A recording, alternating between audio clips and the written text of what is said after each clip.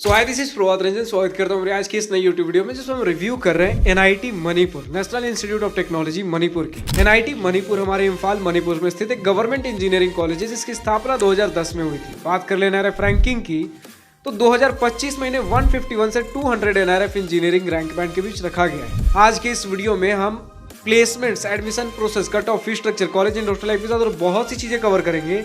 तो चलिए स्टार्ट कर लेते हैं प्लेसमेंट के साथ। सबसे पहली बात कि इनके ऑफिशियल वेबसाइट पर हमें एज सच कोई प्लेसमेंट डिटेल देखने को मिला नहीं, तो हम दो और प्लेसमेंट डिटेल्स देख सकते हैं। सबसे पहला जो एनआरएफ डेटा खुद इंस्टीट्यूट सबमिट करती है एनआरएफ के पास, जो कि हमारे पास एनआरएफ 2025 का डेटा है जिसमें 2024 बैच तक के प्लेसमेंट डिटेल्स अवेलेबल हैं। अब ये डिटेल हमारे पास ब्रांच वाइज नहीं होता, ये इन टोटल होता है जिससे हम मीडियन पैकेज, प्लेसमेंट परसेंटेज का अंदाजा लगा सकते हैं और इसके अलावा कुछ स्टूडेंट्स ओपिनियन के बारे में भी बात करेंगे। तो सबसे पहली बात कि एनआरएफ का डेटा कहता है कि 2024 बैच में बीटेक के अंदर 154 स्टूडेंट्स ने एडमिशन लिया, जिसमें 101 स्टूडेंट्स फाइनली प्लेस्ड थे। 19 स्टूडेंट्स को हायर स्टडीज के लिए उन्होंने ऑप्ट आउट किया। तो 101 बाई 154 भी अगर आप ले लो, total number of placed by total number of admitted candidates, तो ये लगभग 65% बनता है।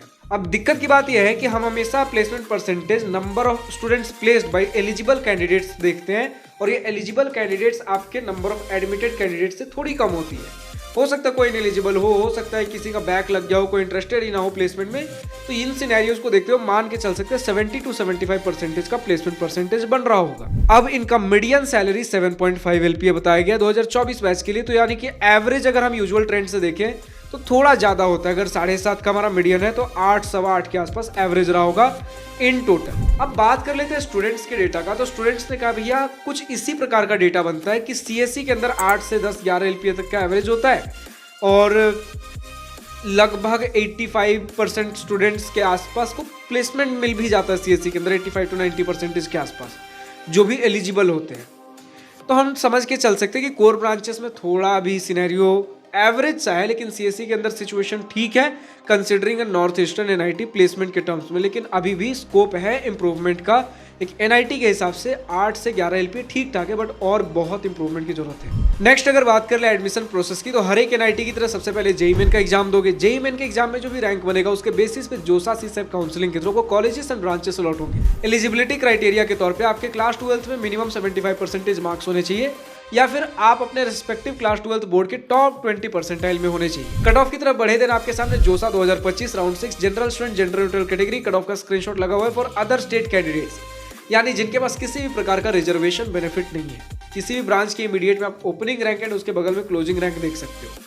For example computer science and engineering other state के लिए क्लोज हुआ था 33,098 रैंक, इलेक्ट्रिकल क्लोज हुआ था 50,092 रैंक। अब ये तो है भैया, बाकी सारे आप ब्रांचेस देख सकते हो अदर स्टेट के लिए। होम स्टेट के टर्म्स में अगर हम कुछ एक एग्जांपल ले लें, then computer science and engineering home state में क्लोज हुआ था 2,15,198 रैंक पर 215,198। डिफरेंस देख सकते हो, ऑलमोस्ट 6 टाइम्स मैं कह सकता हूं। तो home state and other state में आपको रैंक डिफरेंस देखने को मिलेगा। बाकी अगर अब आपको हर ईयर हर कैटेगरी हर राउंड के कट ऑफ के डिटेल्स चाहिए देन आप कॉलेज प्रवेश की वेबसाइट पर विजिट कर सकते हो। हम बढ़ते हैं फी स्ट्रक्चर की तरफ। आपके सामने इंस्टीट्यूट, ट्यूशन, हॉस्टल, मेस फी के स्क्रीनशॉट लगे हुए हैं। इन टोटल 4 साल का बीटेक फी, पढ़ना लिखना रहना खाना सब कुछ मिलाकर 8 लाख तक लगने वाला है। SC/ST कैंडिडेट हो देन पूरा ट्यूशन फी माफ है। इंस्टीट्यूट, हॉस्टल, मेस वगैरह लग रहा होगा। ओबीसी जनरल कैंडिडेट 1 लाख से नीचे का इनकम सर्टिफिकेट सबमिट करते हो, आपका भाई पूरा ट्यूशन फी माफ है। इंस्टीट्यूट, हॉस्टल, मेस लगेगा। ओबीसी जनरल कैंडिडेट 1 से 5 लाख के बीच का इनकम सर्टिफिकेट सबमिट करते हो, ट्यूशन फी 2/3 माफ है। इंस्टीट्यूट, हॉस्टल, मेस वगैरह लगेगा। इन एनी केस अगर आपका पूरा ट्यूशन फी माफ है देन उस केस में बाकी जो खर्चे हो गए इंस्टीट्यूट, हॉस्टल, मेस मतलब रिमेनिंग खर्चे मिलाकर 4 साल का बीटेक आपका 3 लाख के आसपास निपट जाएगा। फाइनली हम पहुंचते कॉलेज एंड हॉस्टल लाइफ के सेक्शन में भैया, जिसका सबसे स्टूडेंट्स को बेसब्री से इंतजार होता है भैया कॉलेज कैसा है, कैंपस कैसा है, सराउंडिंग्स कैसे हैं। तो यार 341.5 एकर्स का हमारा कैंपस है। एक साइड पे आपको माउंटेन्स दिखेंगे काफी नजदीक में, ऐसे माउंटेन्स से कहीं ना कहीं थोड़ा बहुत घिरा हुआ ही है, लेकिन एक साइड से माउंटेन बहुत करीब में आपको देखने को मिलेंगे। दिक्कत की बात यह है कि कैंपस उतना डेवलप नहीं है अभी। 2010 का नया नया कैंपस है। हाँ, कुछ ऐसे 2010 वाले कैंपस बहुत अच्छे से डेवलप हो चुके हैं, बट अभी भी करंटली एनआईटी मणिपुर अपने डेवलपमेंट के फेज में है।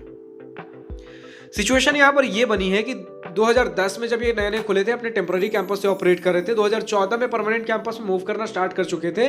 2014 से कहीं ना कहीं 2021 तक के बीच में इनका ट्रांजिशन चला, 2021 खत्म होते होते फुल अपना ट्रांजिशन ले चुके थे। इसके बाद अभी भी कैंपस धीरे धीरे अपने डेवलपमेंट फेज में है, ग्रो कर रहा है, लेकिन फैसिलिटीज की कमी है। कहीं ना कहीं स्टूडेंट्स बोलते भैया जब बारिश होती है कई जगह पानी जम जाते हैं, हमें वाटर फैसिलिटीज की दिक्कत है।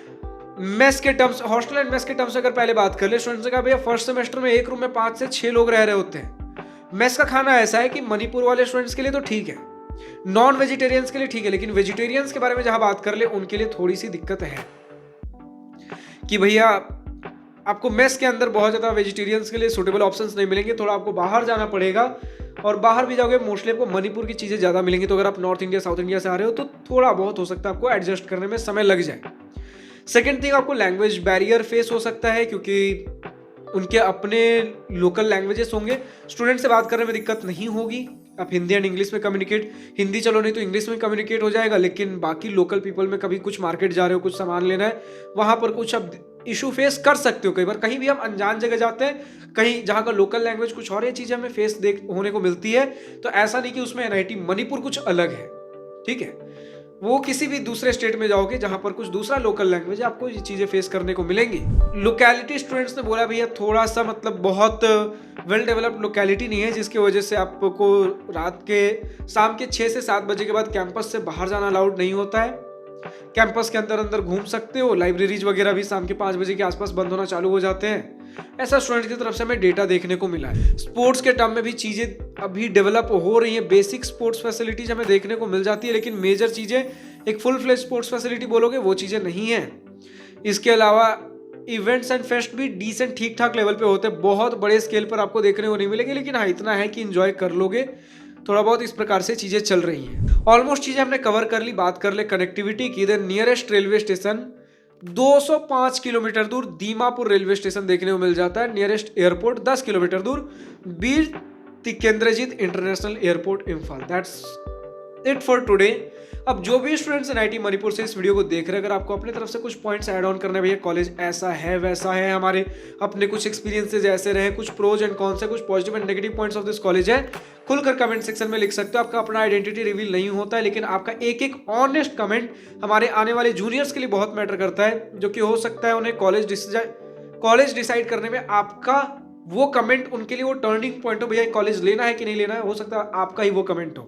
तो उस रिस्पॉन्सिबिलिटी के साथ चीजें लिख सकते हो। बाकी जो भी स्टूडेंट्स और कॉलेज वीडियोस देखना चाहते हैं, नेक्स्ट वीडियो किस कॉलेज का चाहिए कमेंट सेक्शन में लिखकर बताइए। आज की इस वीडियो में इतना ही। अगर वीडियो पसंद आया तो लाइक शेयर कर दिल खोल करिएगा, और अगर कुछ दिल की बातें कुछ मन की बातें लिखकर बतानी या पूछनी हो तो कमेंट सेक्शन आप ही के लिए तो है। Thank you for watching this video. Good bye, nice day, wish you all the best for future, enjoy journey.